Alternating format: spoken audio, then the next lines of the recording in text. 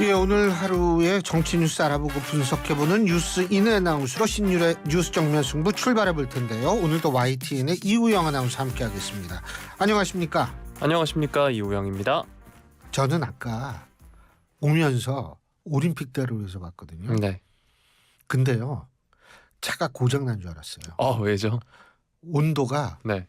42도더라고요. 차도의 온도가. 이야, 진짜 제가 살다 42도짜리는 오늘 처음 봤어요. 네. 예? 와, 오늘 만만치 않아요. 근데 이제 문제는 이게 태풍이 온다니까.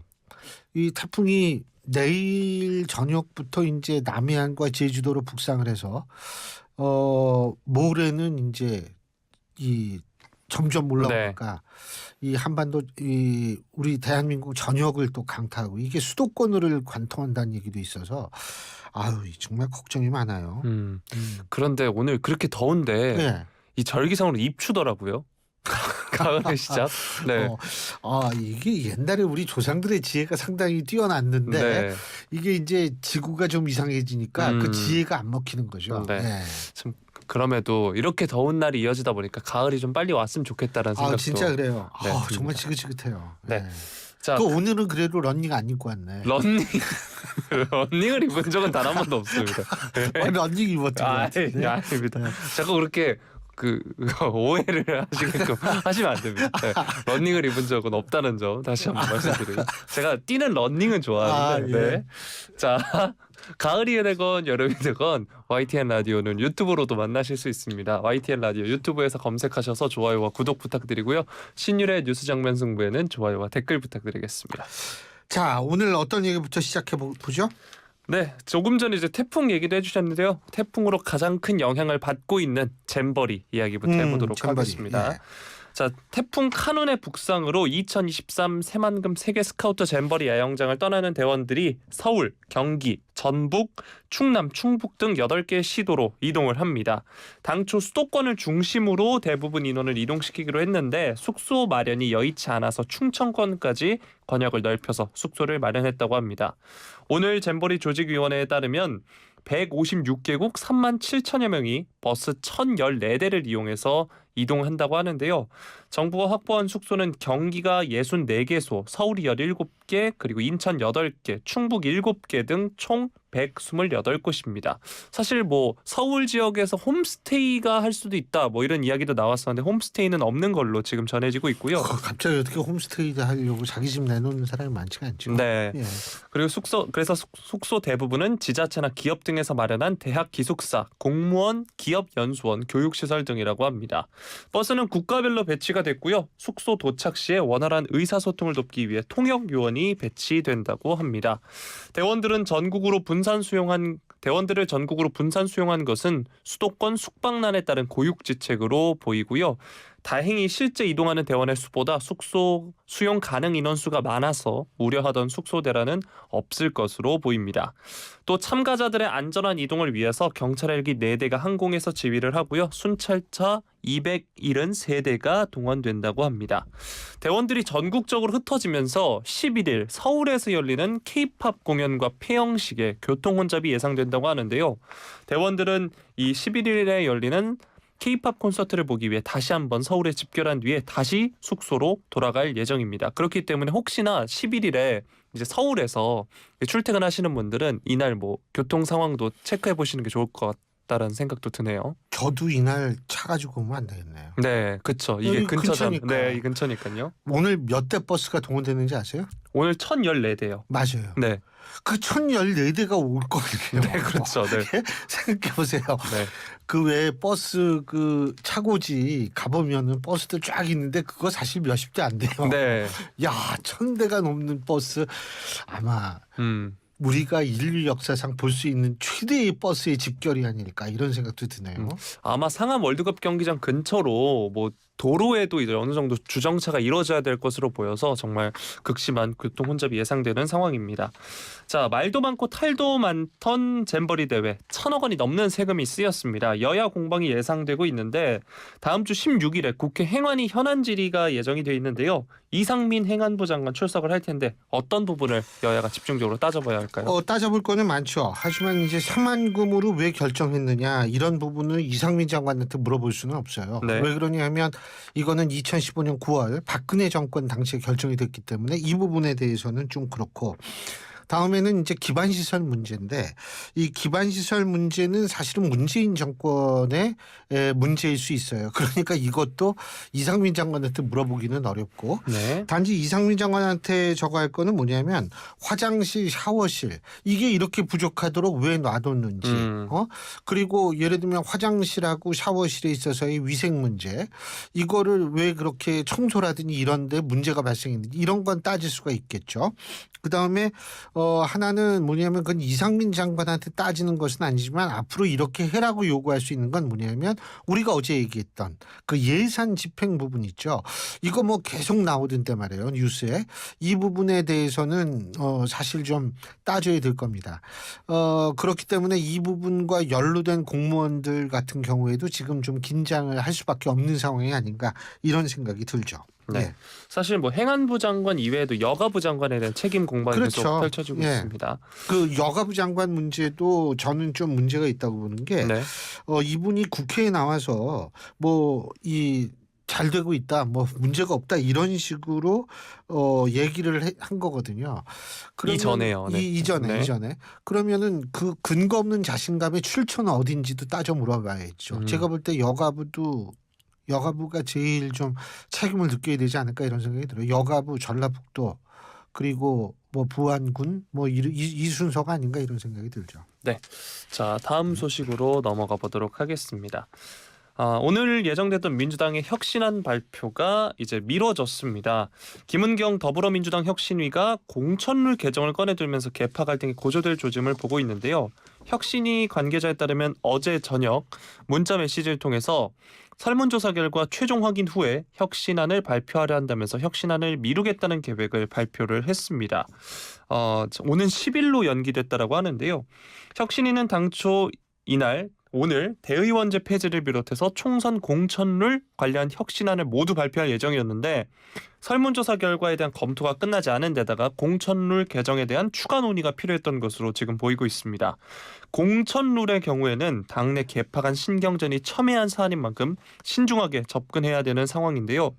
일단 친명계 성향 의원들은 공천 혁신을 주장을 하고 있고요. 반면 비명계에서는 이미 민주당에 정착된 시스템 공천의 룰을 건드리는 건 안 된다라는 입장입니다. 실제로 김 위원장이 지난달 라디오에 출연해서 최근 홈페이지를 개설해서 국민 의견을 수렴 중인데 공천룰에 대한 얘기가 많이 나온다. 국민이 원한다면 안 다룰 순 없다라고 얘기를 했고 이에 대해서 친명 성향의 더민주 전국혁신회의가 공천룰 개정에 힘을 실기도 했습니다. 김 위원장의 라디오 출연과 같은 날, 김 위원장과 라디오 출연 같은 날 이 더민주 전국혁신회의가 기자회견을 열고 다음 총선에서 승리하기 위해서는 현역 의원 중 적어도 50%는 물갈이 돼야 한다라고 이야기하기도 했습니다. 그러면서 동일 지역구 3선 이상 국회의원 공천 제한, 3인 이상 선거구 결선투표 의무화, 모바일 투표 확대 등 10가지를 제안을 했는데요. 비명계에서는 혁신위가 공천룰을 건드려서는 안 된다는 입장이 확고합니다. 비명계로 꼽히는 이원욱 의원 또 조응천 의원 등은 라디오에서 공천룰을 개정에 대한 비판적 의견을 제시해왔는데 대표적으로 이 의원의 경우 지역구 3선 출마 제한 때문에 우리가 대선과 지방선거를 졌나 3선 이상 의원들 때문에 민주당이 현재 지지도가 오르지 못하고 있나라고 반문하기도 했습니다. 자, 혁신위는 또 대의원제 비율을 축소하는 혁신안 발표도 함께 만지작거리고 있다라고 하는데요. 대의원의 역할 또는 권한을 축소해서 대의원, 권리당원 구분 없이 사실상 1인 1표가 되도록 하겠다라는 게 목표라고 합니다. 하지만 이제 최근에 이제 혁신위 김 위원장과 관련해서 노인 폄훼 발언, 사생활 논란 등이 겹치면서 혁신위가 혁신 동력을 상실했다 이런 이야기도 많이 나오고 있는데요. 자, 일단 당초 오늘 발표 예정이었던 혁신안 미뤄진 배경이나 이런 상황에 대해서는 어떻게 보시나요? 일단 방금 들어온 속보부터 말씀드리겠습니다. 중대본은 지금 태풍 위기 경보를 최고 단계인 심각으로 올렸습니다. 그렇기 때문에 여러분들 이 내일부터 시작될 이 태풍의 관통 만반의 준비를 다 해주시기를 좀 부탁드립니다. 이게 개인적으로 준비하는 것도 굉장히 중요하죠. 자, 아까 뭐라 그랬죠? 네, 이 당초 오늘 발표 예정했던 혁신안이 예. 이제 미뤄진 배경이나 이런 상황에 대해서 어떻게 이게 보시나요? 나이가 들수록 두 가지를 동시에 하는 게 굉장히 힘들어요. 전 지금도 네. 어렵습니다. 네. 갑자기 또 괜히 어떻게 나랑 맞먹으려고 그러는 거야? 맞먹는 네, 네. 맞춰 나가는 거죠. 예, 네. 그렇죠. 네. 근데 어쨌든 이 공천 룰 이거를 지금 건드리겠다는 거 아니겠어요? 근데 사실은 이거는 대부분 꼭 비명이 아니더라도 핵심 친명 아니면 다 반대하는 거예요. 이런 상황에서 이거를 하려면 당내 반발을 약간은 좀 누그러뜨릴 필요가 있다라고 판단했을 수는 있고요. 다음에 제가 두 번째 말씀드리는 게 김상곤 혁신위 있지 않습니까? 네. 김상곤 혁신위는 당시에 공천 룰을 건드렸어요. 그럼 당시에 김상곤 혁신위와 지금의 차이는 뭘까? 그때 김상곤 혁신위 당시에는 국민들이 그래 민주당이 다시 저걸 하려면 이 정도는 해야지라는 공감대가 있었어요. 국민적. 그런데 지금은 그런 공감대가 있나요? 지금은 그런 공감대가 제가 생각할 때는 없어요. 모르죠. 뭐 있다고 주장할 수도 있겠지만 제가 생각하는 한은 공감대가 없어요. 이런 상황에서는 시간을 갖고 생각을 할 수밖에 없는 상황이다. 그래서 이제 조금 미룬 것 같은데 미룬다고 상황이 변할 거라고 저는 보지 않습니다. 네. 예. 그 방금 전에 말씀해주신 공천룰과 관련해서 친명과 비명의 의견차가 굉장히 커 보이거든요. 이 부분은 근데 저는 사실 이게 일단 하나하나 따져본다면 동일 지역구 3선 이상 국회의원 공천 제한 이거는요 유권자의 선택권을 제한하는 겁니다. 다시 말해서 3선이 아니라 5선이 아니라 8선이 나와도 국민들 그 지역의 유권자들이 필요하다면 뽑는 거 아니에요. 네. 근데 이거를 미리 3선 이상은 우리 안 줘 라고 얘기한다라는 거는 전 유권자의 선택권을 제한하는 거라고 보고요. 두 번째는 그 대신에 정치 신인이 많이 들어가면 될 거 아니야. 자, 대한민국이요. 제가 뭐 전 세계를 다 할 수 있는 건 아니죠. 하지만은 독일이나 미국이나 이런 나라에 비해서 정치 신인, 다시 말해서 초선 의원의 비율은 전 세계 최고 수준이에요. 내가 퀴즈 하나 낼게요. 네. 자, 퀴즈예요. 퀴즈. 네, 퀴즈. 그 미국에서 정치 신인이 제일 많이 진입했던 때가 워터게이트 사건 직후거든요. 그래서 워터게이트 베이비라고 그래요. 네. 그때 몇 퍼센트 정치 신인들이 의회로 진출했을까요? 하원으로. 많이 없다고 하셨으니까 한 8%? 찍어. 8%? 쓰는 게 조금 더 써요. 그럼 16%. 조금 더. 그럼 19%. 안 되겠다. 33%. 조금 더라고 하셔서. 그럼 많이 더 하면 또 뭐 갑자기 60%. 네. 그게 미국에서 가장 많은 정치 신인이 진입하는 거거든요. 그런데 우리나라는 평균적으로 각 국회마다 그러니까 20대, 19대, 18대, 17대는 63.5%였었어요. 네. 17대, 18대, 19대, 20대, 21대 전부 뭐냐면 50% 이상이에요. 그러면 제가 여기서 말씀드리고 싶은 건 정치 신인들이 그렇게 전 세계 최고로 많이 들어갔는데 매번 총선 때마다 대한민국 정치가 그래서 점점 나아지고 있나요? 말하기도 이건 좀 머쓱하다. 안 그래요? 나아지는 게 없어요. 그러니까 신인이 들어간다고 하는 이유를 전 왜 신인이 들어가야 하는지를 모르겠어요. 저는. 그렇기 때문에 정당에서는 물론 이제 여론에 호응한다고 해서 그럴지 모르지만 그거는 명분적으로 통계적으로 혹은 이론적으로 사실은 동의할 수가 없다라는 점 말씀드리고요.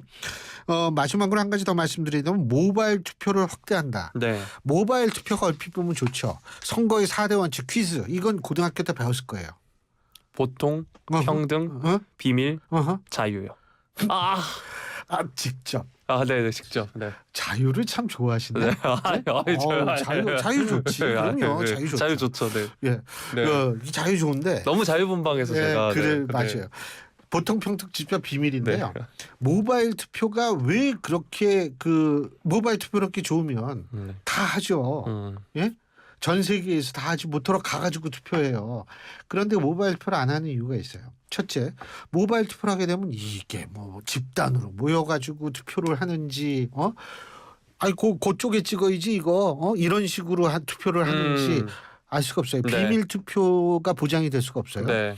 두 번째는 뭐냐면 지금 우리나라의 휴대폰 특히 스마트폰 보급 비율이 뭐 인구수를 넘었다고는 하지만 그럼에도 불구하고 스마트폰을 안 가지고 있는 사람이 있을 수 있는 가능성을 전혀 배제할 수 없습니다. 이렇게 되면 보통 선거의 원칙이 위배되는 거예요. 예?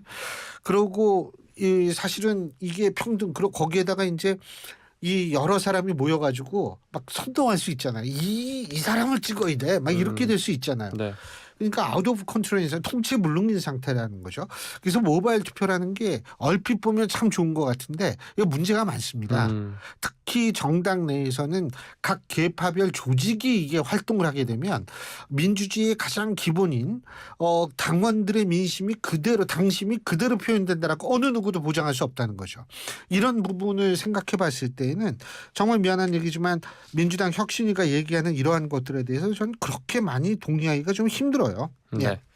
그 왜 TV 프로그램에서 연예인들이 상식 퀴즈 나왔을 때 TV 보면서 아유 저것도 모르나라고 생각해 이제 막상 욕 오늘 엄청 먹을 수 있어요. 당사자가 지금. 되니까 예. 네, 쉽지 않네요. 그럼요. 네. 앞으로 이런 거를 자주 네, 내겠습니다. 알고 있는 부분이라는 점 다시 한번 말씀을 드리겠습니다. 내가 볼 때 몰랐어요. 자, 아닙니다. 자, 오염수 소식 살펴보도록 하겠습니다.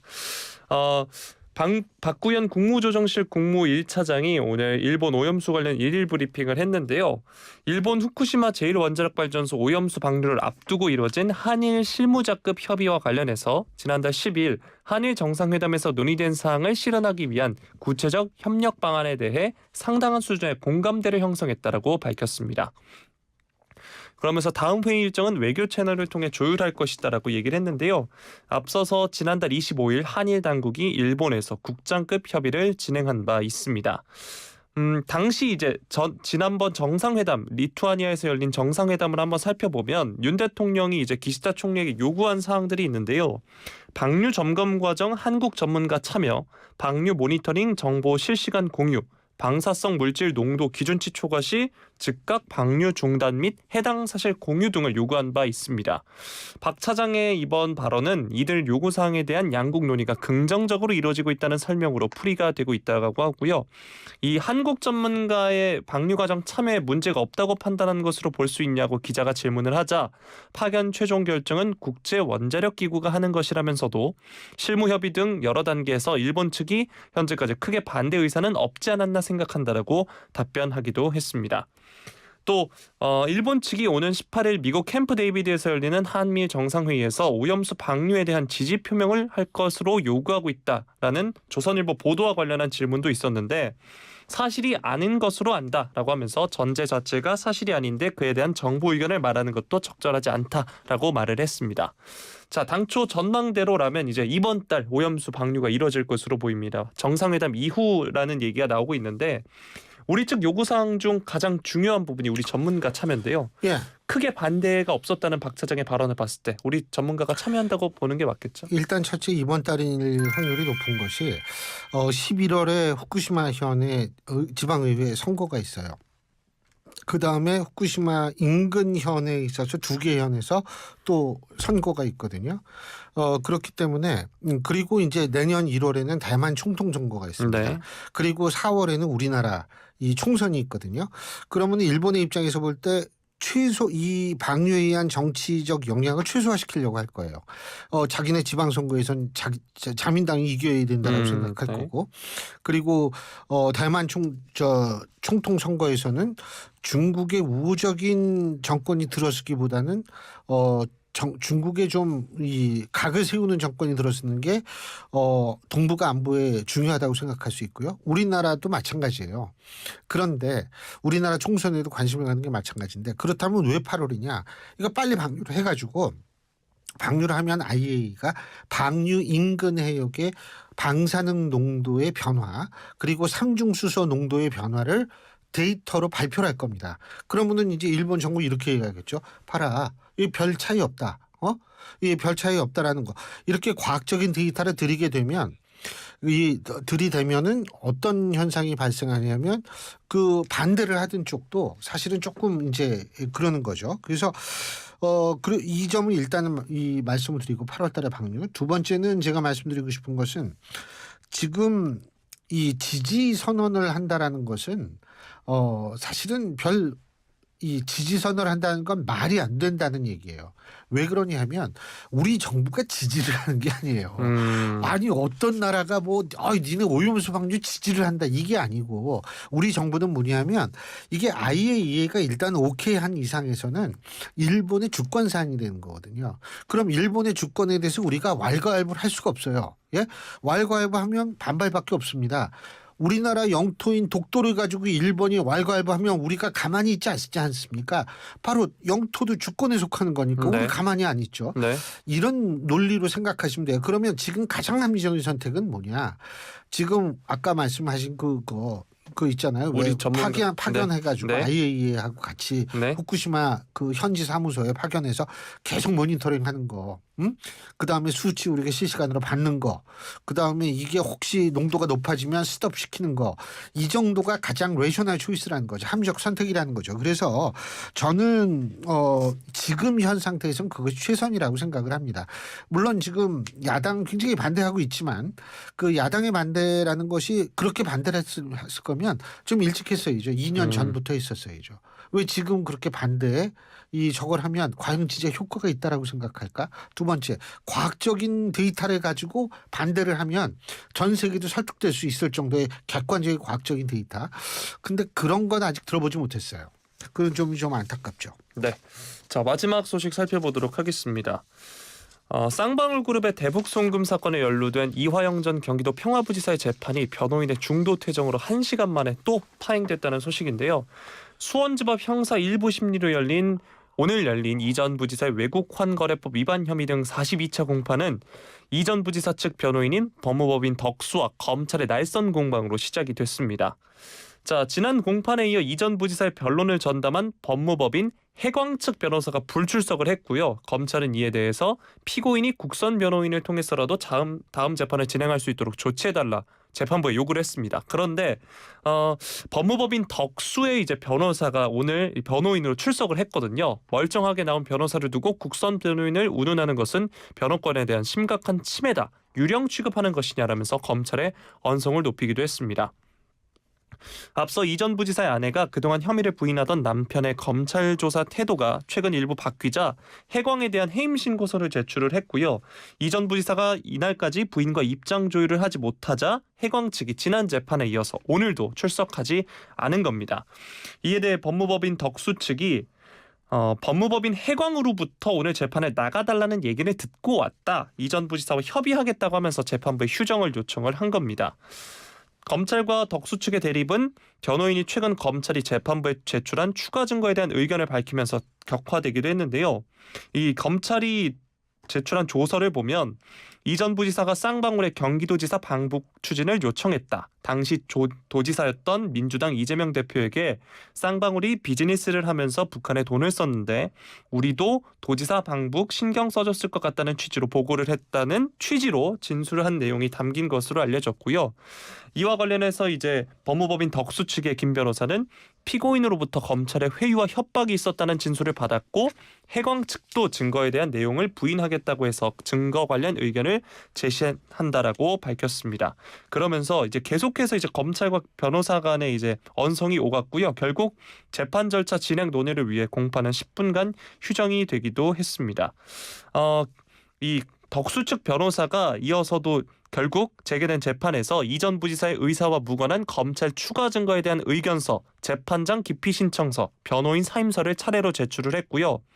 검찰이 진술 조서를 오로지 부인하는 미션을 받고 온 게 아닌가라는 생각이 든다라고 말을 하자 이 변호사 측은 재판장에게 미션을 얘기하는 놔두시는 거냐 퇴정하겠다라면서 10분 만에 퇴정을 한 겁니다. 자, 지금 연일 법정 내에서 파행을 겪고 있는 게 이화영 전 부지사의 재판인데요. 재판장 내에서 이제 부부 간의 다툼도 있었고 이번에 변호인이 교체되는 상황도 일반적이진 않은 것 같은데 현 상황에 대해서는 어떻게 보시나요? 글쎄요. 그 이화영 전 부지사가 어떠한 증언을 하느냐에 따라서 이재명 대표에 대한 어떤 이 사법 리스크가 커지느냐 작아지느냐 하는 기로에 서게 되거든요. 그렇기 때문에 사실 많은 사람들은 오늘 이화영 전 부지사가 어떤 얘기를 하느냐 이거를 좀 봤는데 오늘 유감스럽게도 지금 그러니까 이게 이게 잘 안 맞는 거예요, 아구가. 그러니까 이화영 전 부지사의 부인 되시는 분의 생각과 이화영 전 지사의 생각이 지금 좀 다른 것 같고 네. 그리고 또 이제 대신해서 나온 그 새로운 법무법인 변호사가 이 또 당신이라는 단어 가지고 이 검찰하고 싸웠던 네, 거예요. 예? 그렇죠. 네. 그런데 이제 사실은 이런 싸움은 이 불필요한 싸움이거든요. 그래서 그런 용어는 사실 피하는 게 좋죠. 아니 내가 이우영 아나운서한테 당신 말이야 뭐 이렇게 하면 기분 좋아요? 교수님이 하시면 괜찮습니다. 그만합시다. 네. 그래서 예를 들면 그런 어떤 그 사실 뭐 없어도 될 싸움이 일어나는 상황은 좀 피했으면 좋았을 뻔했다는 생각이 드는데 그래서 이제 우리는 언제를 기다려야 되냐면 8월 22일을 기다릴 수밖에 없어요. 왜 그러냐면 8월 15일은 광복절이기 그렇죠. 때문에 네. 휴정이 되고요. 네. 그다음에 그 일주일 후인 8월 22일 날 다시 이제 이 재판이 재개가 되는데 그때 과연 이화영 전 지사가 어떤 얘기를 하는지를 한번 기다려 봐야 되는데 이 의미는 이재명 대표에 대한 체포 동의안이 8월 중순에 넘어올 것이라고 그랬는데 이것이 역시 지연될 것이라는 것을 의미하기 때문에 좀 한번 봐야겠죠. 여기까지 하죠. 네. 예. 오늘 수고하셨습니다. 더운데. 네, 예. 감사합니다. 예. 지금까지 YTN의 이우영 아나운서였습니다.